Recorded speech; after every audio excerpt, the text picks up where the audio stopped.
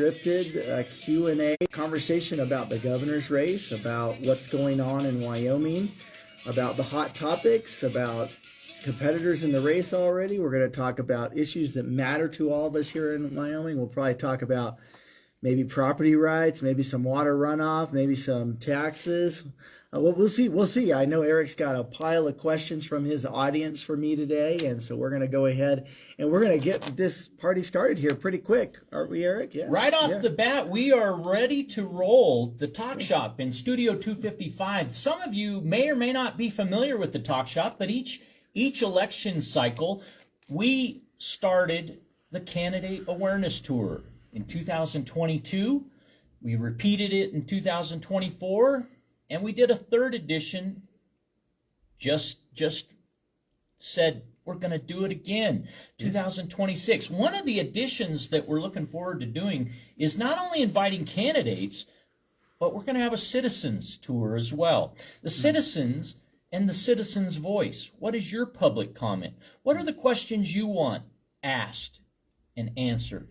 And those questions, some of them we have here today for the Talk Shop for Joseph Kibler, our Wyoming governor candidate for 2026 from Cheyenne, Wyoming. Joseph, how about for those that are unfamiliar with you and your campaign, the first is an introduction by you yourself.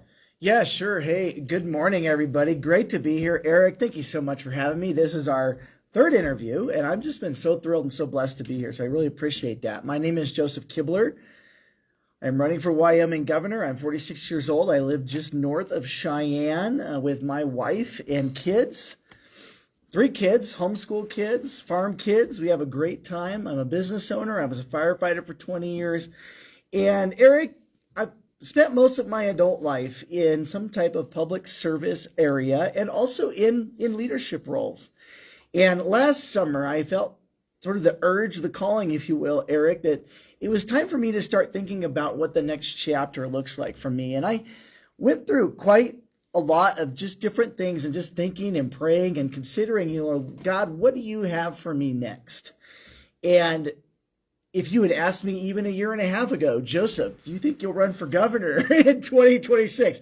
I would have told you, what do you think? What are you even talking about, Eric? I would never think of even doing something like that. I mean, a lot of people have asked me, Joseph, you're even in your right mind. Who wants to get involved in this mess? And, Eric, the bottom line is that this run for governor it's different, and I know a lot of so-called politicians or people like to say, well, I'm going to do something different. I'm going to do something different. You elect me and I'm going to do this and I'm going to do that. But this is really something that, not only was it put on my heart to do this, and doesn't lead to the governor's office, doesn't lead to the next chapter that God's got for my life, my family. But I will tell you this, Eric, that through this journey, as I wake up every day and go, what's next? Today it's this interview. As I walk through these doors, the purpose of this campaign is beginning to come clear, based on experience, based on the division and the divisiveness that I see, that based on this sort of disdain that we have for our fellow man in politics, not only in politics, but outside of politics. This needs to be more than just political talking points, more than just fear mongering. I'm going to put fear into you so that you vote for me. We need to have principles and purpose in what we're doing, and we need to be beyond that, Eric. So for me, this run for governor, it's really super personal in the sense that I've got nothing to gain by doing this at all. But what I hope to do is bring gain to the people of Wyoming. There's that silent majority out there, Eric, that doesn't get to tell their story. I want to tell that story. I want to have those conversations. And it might be with people that some of us aren't used to hearing from. It might even be with people that can't even vote for me, and things like that, because we need to get our humanity back, Eric. I think it's just so important. I think we've lost civility. We've lost this human kindness in all of this, Eric. And so for me, in a nutshell, that's it in a nutshell. I know, Eric, we're going to dig into some more of the purpose and the reasons for my run for governor and why I think I'm a great candidate for being the leader of this state.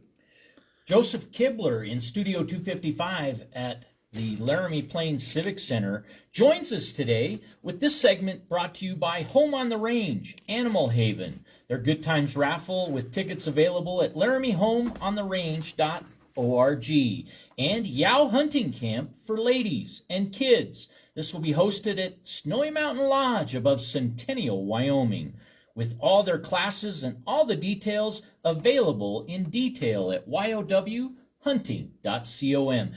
Good morning, Joseph. Thank you for that introduction. Yeah, you started your campaign. Frankly, I want to set the record straight. You announced your campaign earliest January. You were the first of now 3 total candidates for Wyoming governor in 2026. And not that necessarily means good, bad, or other. Yeah. Why did you decide to get after it in January? Yeah, no, that's a great question. A lot of people are waiting. I mean, they're clearly waiting. Some contend, as our audience suggests, that current elected officials are politicking, surveying the land on Wyoming taxpayer dime. Yeah, I mean, it could be happening. You know, that might be that. Campaigning could be happening on Wyoming taxpayer dime. You know, it's nice to be able to travel the state, things like that, I think. But that'd be interesting to look at and see if that's actually going on, Eric. I would be very curious. But we do have a system that always does favor, you know, those that are already in office. But I think to answer your question, Eric, and I can see the benefits and the downsides to that. To answer your question directly, I started early because I wanted people to have time to get to know me. I think one of the things that we fail to do for a variety of reasons is actually take the time to get to know our candidates.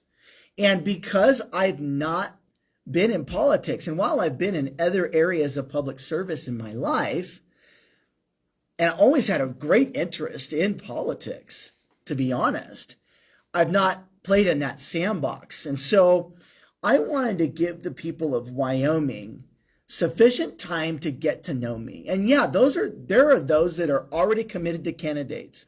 There are those that are waiting for some of our current state leaders to make a decision on where they're going. Am I going to run for Congress? Am I going to run for governor? Am I going to do this? So they're waiting to decide who they're going to get behind or who they're going to support. But in the meantime, what I can do is give Wyoming a true opportunity to get to know me, so that they could say, hey, yeah, you know what? We could see Joseph being a governor and being a good governor. I've gotten to know Joseph. I've had the time to do that. And so that's why I started early. A lot of that has to do with, you know what? I don't have name recognition. You know, who is this guy? You know, I'm going to coin the phrase that the Cowboy State Daily, so poignantly put, taken slightly out of context, no doubt, but that, hey, when nobody is running for governor, people have got to get to know you. And so that's the main reason for starting so early, Eric. One question comes from online, and it's regards the Freedom Caucus. Yeah. What is the Freedom Caucus in your eyes? And good, bad, reflect on their activity in Wyoming. Has Wyoming received what Wyoming voted for? Have the citizens gotten what they bargained for? I think it's a mixed bag with the Freedom Caucus, to be honest. And one of the things, I'm just going to say this to you, to Wyoming, is I've made a decision kind of early on in this that while there are things that I like about the Freedom Caucus, there are things that I like about MAGA, there are things, you know, there are things that I like about these different, I guess if you want to call them conservative ideologies. I don't know that having these labels and having these divisions is really what truly serves Wyoming. And what do I mean by that? Well, there are things that I love about what the Freedom Caucus has done, but there are things that I will openly say I don't love. You know, I'm a homeschool dad. Do I like having more homeschool freedom? Yes, absolutely. I love that. Do I think that parents should get to pick what their kids are being educated and how they're being educated? Yeah, absolutely. Do I like having lower property taxes? Yes. But I think what I would ask Wyoming is, are we getting actual solutions, or are we getting more legislative band-aids for the things that we deal with? And secondarily, in a lot of ways, whether it's the Freedom Caucus or the Wyoming Party or the GOP or whomever, and I'm not trying to isolate these people, because honestly, I think it would be great if some of these people would look at me and hopefully maybe I'll get some of those endorsements, some of those support from some of these folks. But I would say that in ways we're just getting more of the same in a different way. We're saving money over here, but we're putting it in a different basket over here. We're saying that we want to stop labeling and stop polarizing, but then we're attempting to polarize and label judicial and school boards. We want them to be more politicized and more, where do they align politically? What I want to see is pulling back from polarization. So when I see that we're getting more of the same and just with a different label or a different name on it, I don't think that it truly serves the interest of the average person in Wyoming, like myself or like you. When are we serving the people? When we're further labeling and further polarizing or silencing our dissenters or not having open dialogue and discussion. And so, Eric, for me, it's a mixed bag. And I say here, just going to be honest about that. There are things that I love about what they've done. There are things that I don't love, things that I don't think that were ready for prime time. They passed a bunch of bills, Eric, that we knew were going to go to court. Like, probably would not hold the sniff test against the Wyoming Constitution, but we did it anyway. Was that clearly to send a message to the executive branch and judicial branch and the citizens of Wyoming that we need to call a question on certain topics? You need to swing the pendulum just a little bit further in order to get a perspective that might center our community, center Wyoming more central to everyone's representation. One constituent's concern is, I don't feel represented by people that are elected to office. That's sad that because they're a D or an R or some other label of party, they don't get response at all by elected incumbents.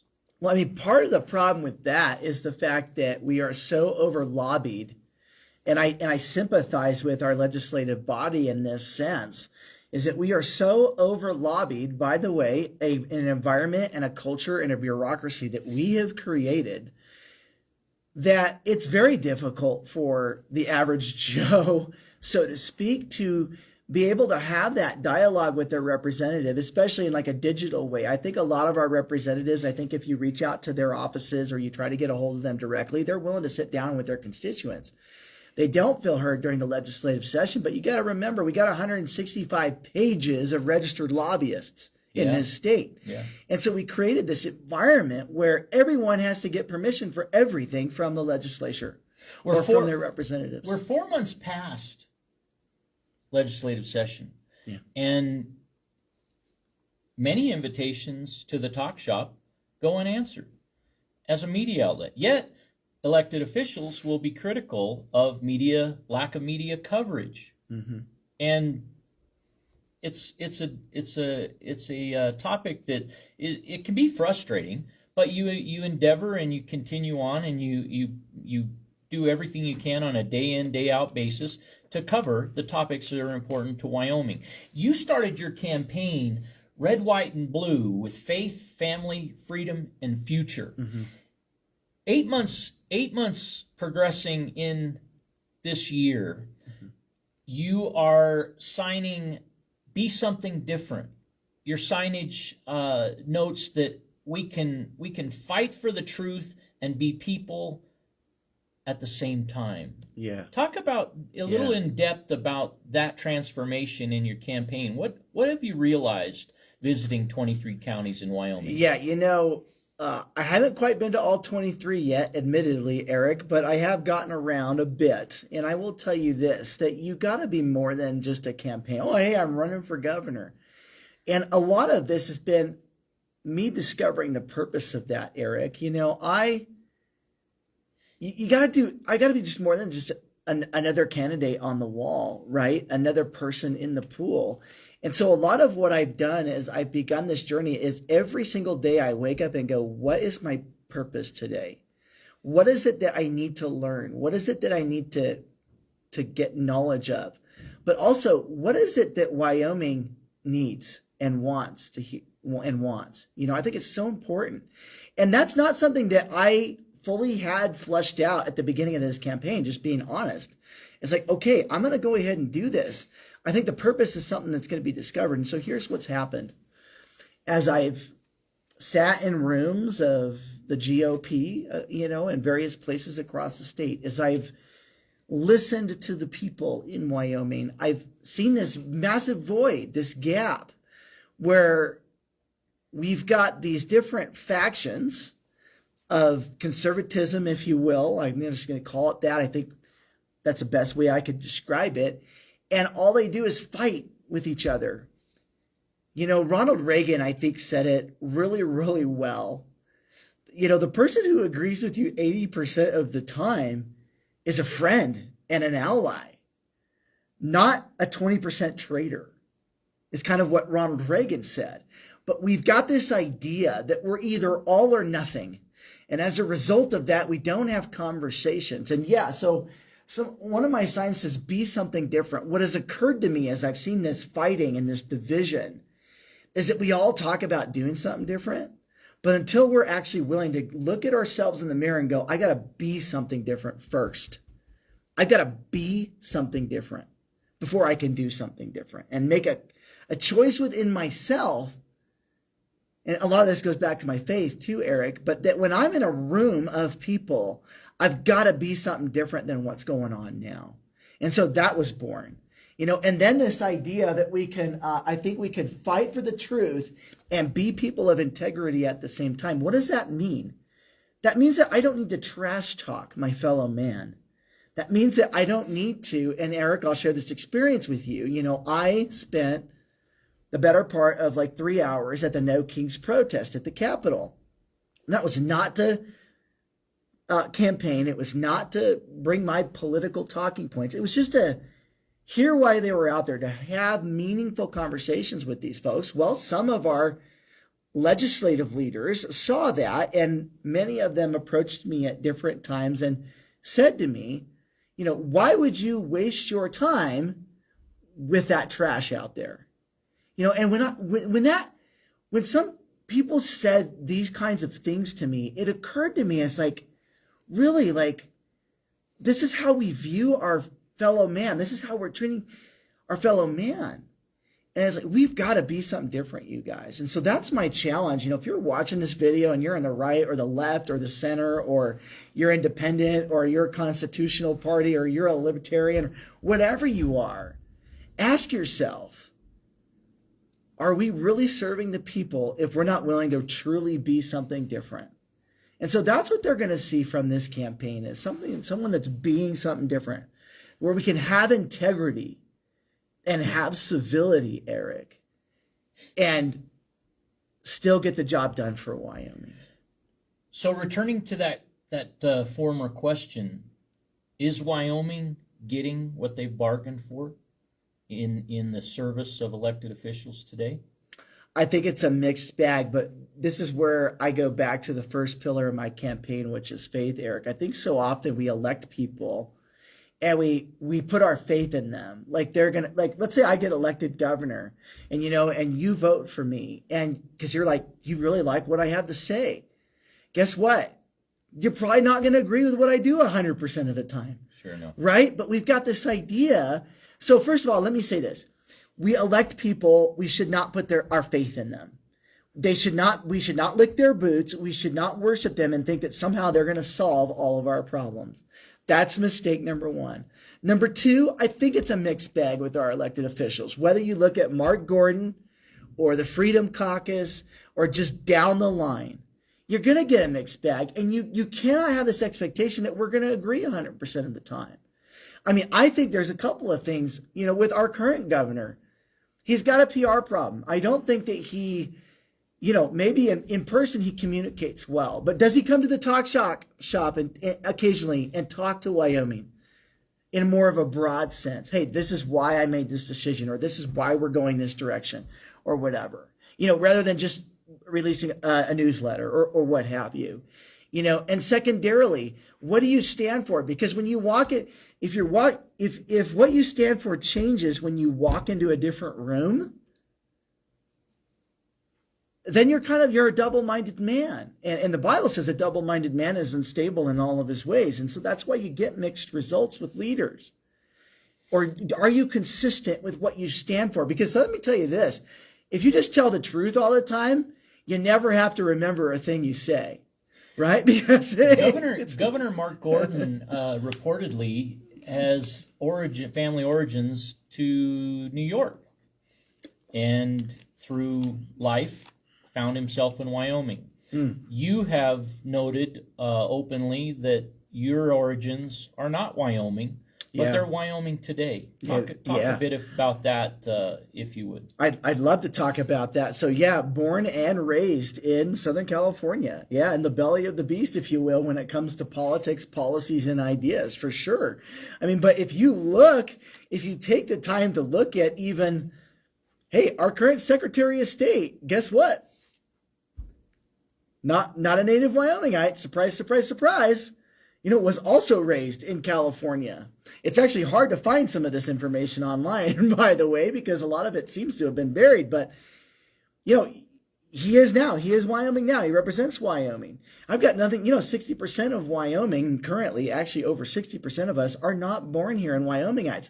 But Eric, I have something a little bit more profound to say to this issue, because I hear this a lot, especially on Facebook, our keyboard warriors, only saying, well, you're not from Wyoming, so I can't vote for you. Guys, you've been electing Wyomingites for decades, and this is where we're at. So I'd like you to ask yourself this question. Is electing just Wyomingites the best for Wyoming? And I would say this, kind of an interesting thing. I was, what week? So a week ago from last Tuesday, I don't know if you know this, but we were fighting for private property rights and home occupation permits and things at the Laramie County Commissioners meeting. And about 300 of us showed up there. And 80% of the people that stood up and said, we do not want the county to have more authority in our lives. We came to Wyoming to get away from this intrusive government. 80% of the people that stood up against that, guess what? They were not from here, but they came here for that and they were fighting for it. But guess who is trying to pass these intrusive rules, these heavy-handed bureaucracies, this home occupation permitting that basically if you breathe in your home, you need a permit for it. Guess who's trying to pass that? Oh, these proud second, third, and fourth generation Wyomingites are trying to get this stuff done. Well, that's kind of strange. What was the result of public turnout in Cheyenne, Wyoming, Laramie County? Well, thankfully the commissioners did listen at least to a portion of the argument. We did win, I'd say, half the battle. And while they did still pass the rezoning and a bunch of other stuff, while there is still some home occupation rules in place, we won a lot of that battle, but we didn't win the war yet.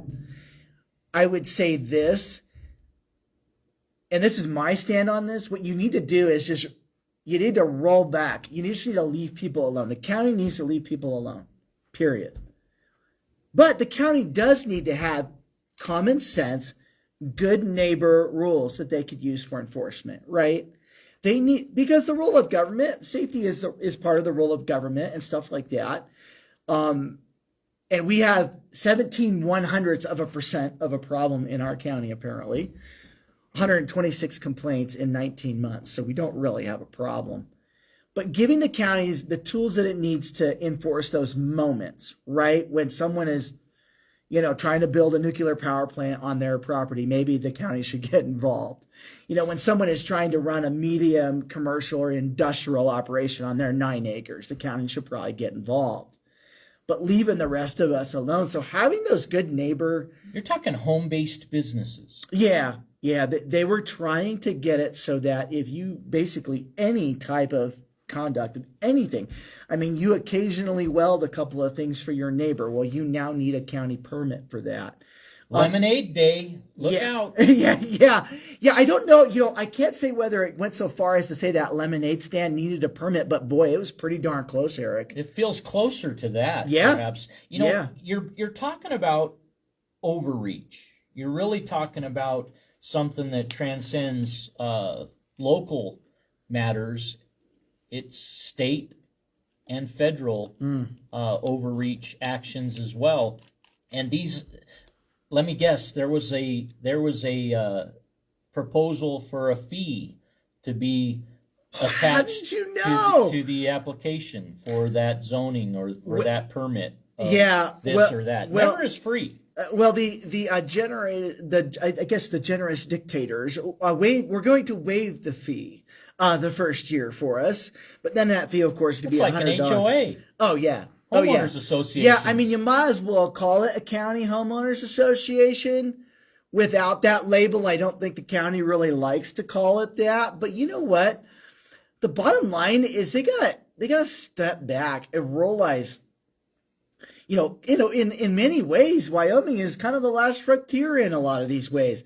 But you see this stuff creeping in, and it was the people who have experienced this firsthand, like myself, in other places, that were standing there and fighting against it.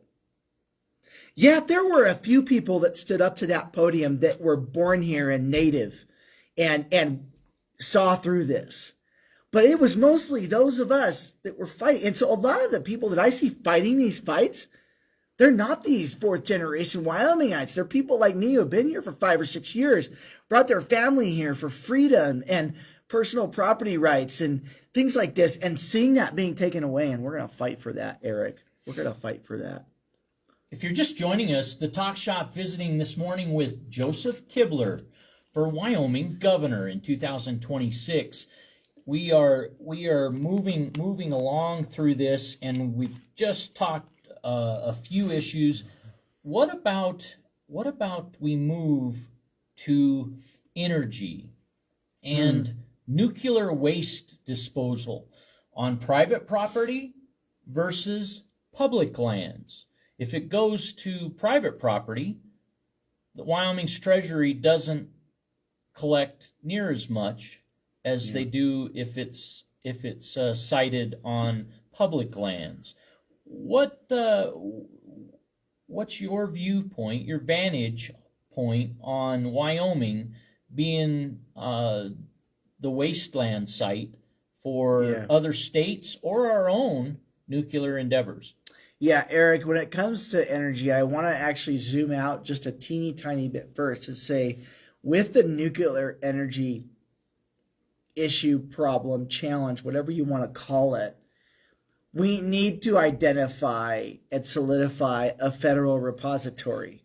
That is the federal government's responsibility to figure that out. Now, we know, obviously, states are refusing this, right? So we have a national and international problem of what in the world are we going to do with this nuclear waste?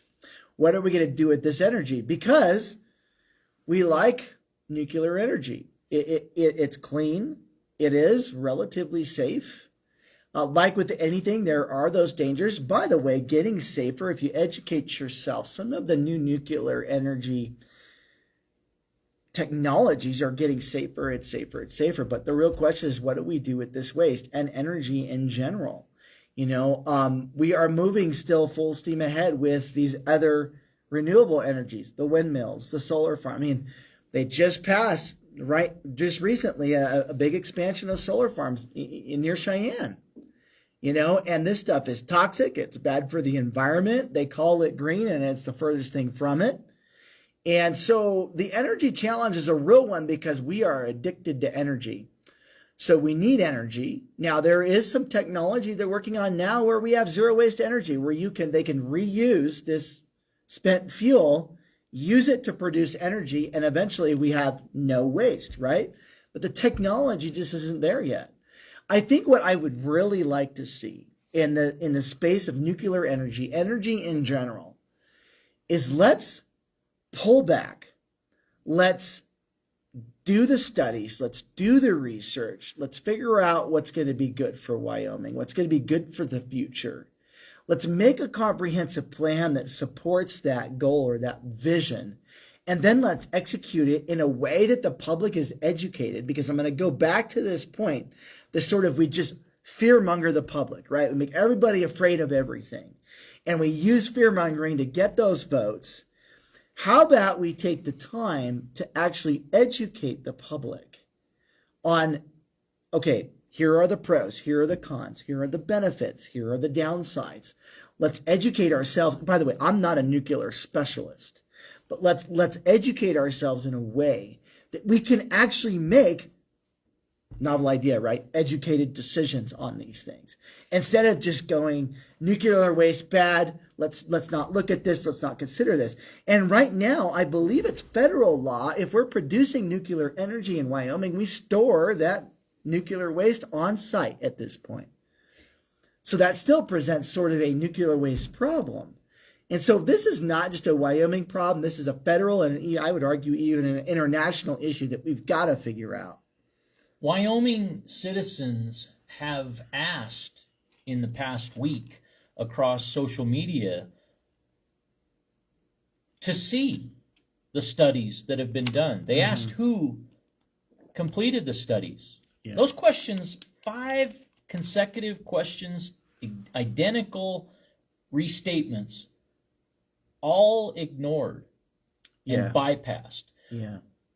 Why do you think that it's important to study, but not? Why is that information that's being paid for, being promoted, being completed, not being disclosed? Why would that be? I think there's a couple of reasons. One, the studies obviously aren't favorable, and so, boy, if we release a study, it's going to kind of prove the point that this is not a favorable outcome for Wyoming. That could be one reason. The other reason, I think, and I think possibly the more likely reason, Eric, is we don't know.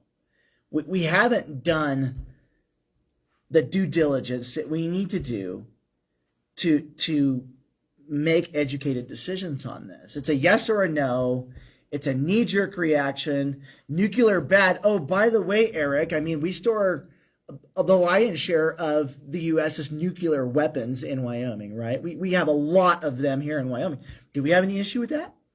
It's nuclear. I mean, it's nuclear, and they're in our prairies, in our fields. I mean, I don't know where they are, but we've got nuclear weapons all over this state, so what if something goes bad with one of those and one of those goes off? I remember years ago when the MX missile was being talked about and the transport of MX missiles across the state and the United States of America. That was a topic that I recall. It was that safety. Yeah, that safety issue. But you're right. There's these tools of the military and our government. They have flown under the radar in these conversations. It's nuclear too, and I would say this. Eric, it's kind of like flying in an airplane, right? If an airplane crashes, the chances of survival are next to none, right? But you're more likely to experience a car crash, right? And so when we look at nuclear, yes, is it incredibly dangerous when something goes wrong? Absolutely. But if you look at the safety aspect of it, it's also historically extremely safe. If nuclear is so powerfully important for Wyoming, one constituent comments, well, let's put it in Yellowstone National Park. Let's do it in that Wyoming corner that's designated Yellowstone National Park. If it's such a good thing for Wyoming and the United States of America, let's put it right there in the most beautiful perhaps most majestic lands that we have. Which brings us to wildlife. Wildlife management in the state of Wyoming. What's your vantage point on the state of wildlife management? Harriet Hageman has talked about delisting the grizzly. Yeah. And perhaps wolves. Management should be that of the state, not federal. And at this point, I think people and property needs to come first before anything. I consider myself a conservationist, certainly not an environmentalist when it comes to these issues. So yeah, I think people and property have got to come first. But on that note, while we're, wildlife management, when we think about, we tried to pass a bill this last session to bring the federal lands into state control. But what we didn't do was really have a plan for what are we going to do with this? Are we going to, are we going to sell it? Are we going to manage it? Are we going to close it? Are we going to open it? What are we going to do? You know what I'd really like to see from legislature, from government in general, from the top down, and by the way, this starts at the top, is let's make a plan before we can all have a lot of really super great ideas. Before we try to execute those ideas, let's actually make a plan. And whether it's with public lands or wildlife management, let's actually make a plan to do that. There was a big fight recently over these landowner tags. Should a landowner, depending on acreage, get X amount of tags that they can sell or do what it is that they do? I know some of these get donated to veterans organizations, which is phenomenal. But, this idea, this commercialization of it, maybe it's not such a great idea because it does affect Wyoming. It does affect hunters. It does affect these things. So I think that there's ways that we can manage better, but also that we need to put people and property first. And yeah, environment is extremely important. Again, I consider myself an outdoorsman. I consider myself a conservationist. But when we're talking about, since we're going to allow, let's say, wolves, the state will reimburse you, or the federal government will reimburse you if these wolves kill your livestock. Okay? I'm not sure that makes a ton of sense, Eric, to be totally honest with you. Joseph Kibler, our guest on the Talk Shop this morning, how will you bring people together? How will you unite Wyoming? So much fragmentation of Wyoming and the United States of America today. How will you be something different? And is uniting us your goal? Well, I better be something different, since that's one of my campaign slogans, Eric. And I will tell you what I would do exactly what I've done for the last 6 months. I will make phone calls. I will reach out. I will sit at the table. I will have the conversations that people are not willing to have right now.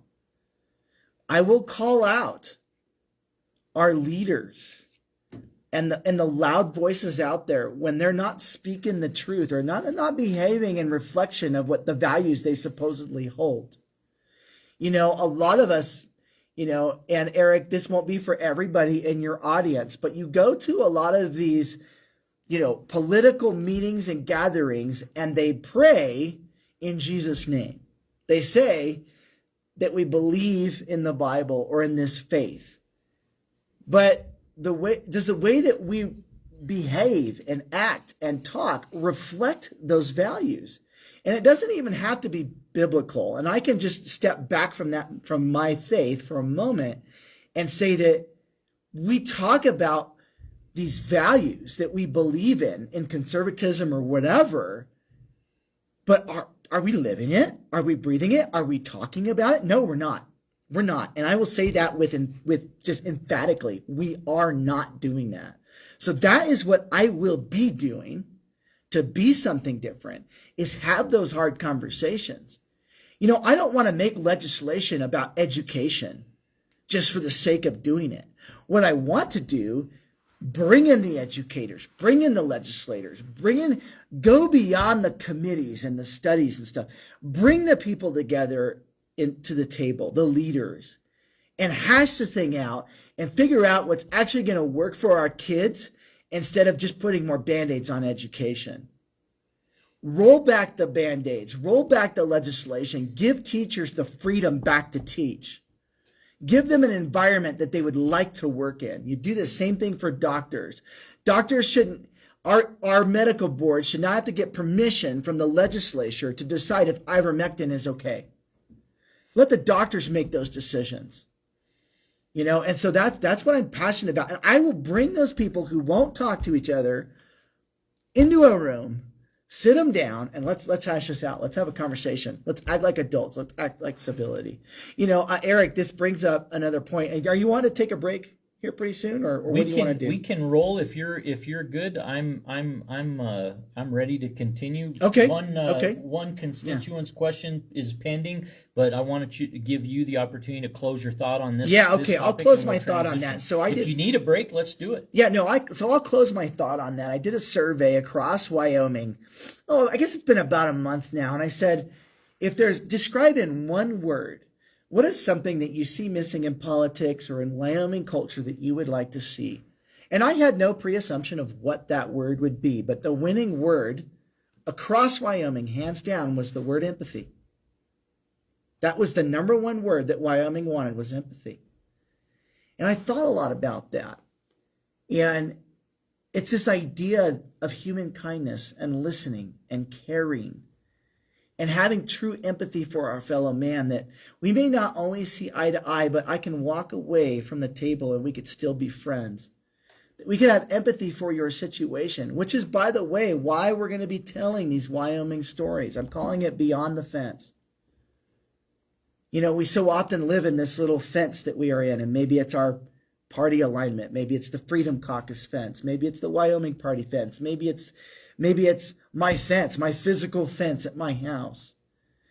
And we don't go beyond that fence, Eric, to really get to know and really get to understand the people that we're representing. In this day and age, Yeah. do you know your neighbor? I mean, Yeah. any more, that becomes a question. You bring up a nice transition point. We're going to take 2 phone calls lighting up the board right now on the Talk Shop in Studio 255. I'm Eric Henderson. Today's guest, Joseph Kibler, for Wyoming Governor in 2026. We'll be back, perhaps with your questions to be answered by Joseph Kibler after this.